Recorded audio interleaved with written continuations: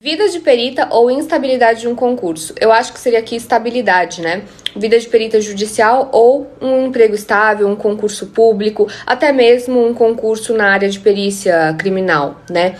Eu vou responder isso no próximo stories. Bom, eu acho que a perícia judicial e a perícia criminal são profissões lindas, só que cada uma vai encaixar melhor em um tipo de pessoa.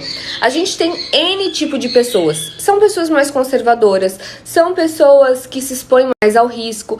Então, cada uma vai agradar mais a um tipo de pessoa. Por exemplo, a perícia judicial. Vou falar alguns contras, eu até anotei aqui para responder melhor.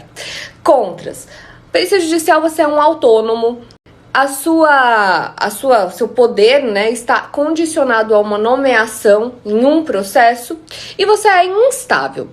Na área do concurso público, você tem os prós, né? Ao invés desses contras, você tem os prós, que é ser concursado, né? Você é certificado, você tem ali a certificação de que você é um funcionário público, que você é perito criminal. Então, assim, você já está certificado ali, é incondicionado. Essa primeira parte você já deve estar pensando, não, perícia criminal é muito melhor que perícia judicial. Mas agora eu vou passar outro ponto que muita gente não vê. Por exemplo, a perícia criminal você tem um chefe. Na perícia judicial você não tem um chefe propriamente dito. Você tem um juiz ali que vai definir ou não seus honorários, mas você não tem um chefe que às vezes vai pegar no teu pé, vai te encher o saco, entendeu? Você não vai ter isso. Entendeu? Então, isso é uma parte boa da perícia judicial.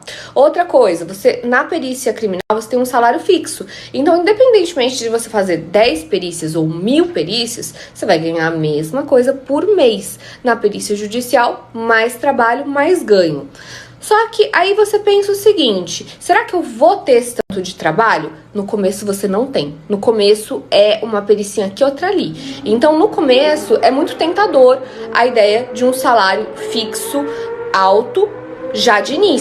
Agora, se você comparar começo de carreira da perícia judicial com começo de carreira da perícia criminal, é muito melhor a perícia criminal, porque você vai ter lá academia, você vai ter treinamento, você vai ter um salário fixo. Na perícia judicial, você começando vai ser Sim, vai ser ruim, porque você vai receber muita justiça gratuita, você vai tomar muito...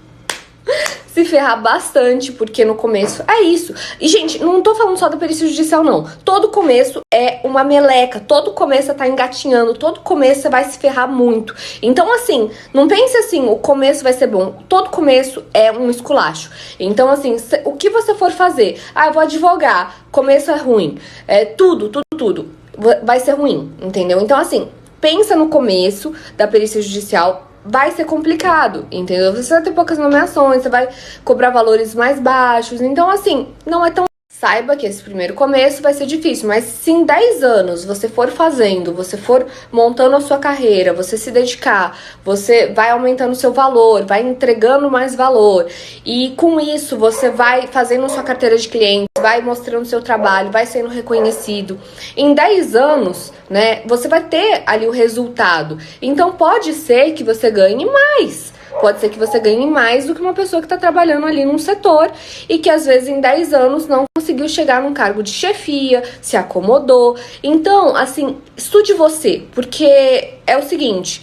Pode ser que seja muito bom um concurso para você, ou pode ser que daqui a 10 anos você esteja entediado, pensando assim, cara, se eu tivesse empreendido, eu estaria ganhando muito mais, eu estaria fazendo isso. Então, assim, depende muito da pessoa. Eu já trabalhei, gente, 14 horas por dia, assim, foi...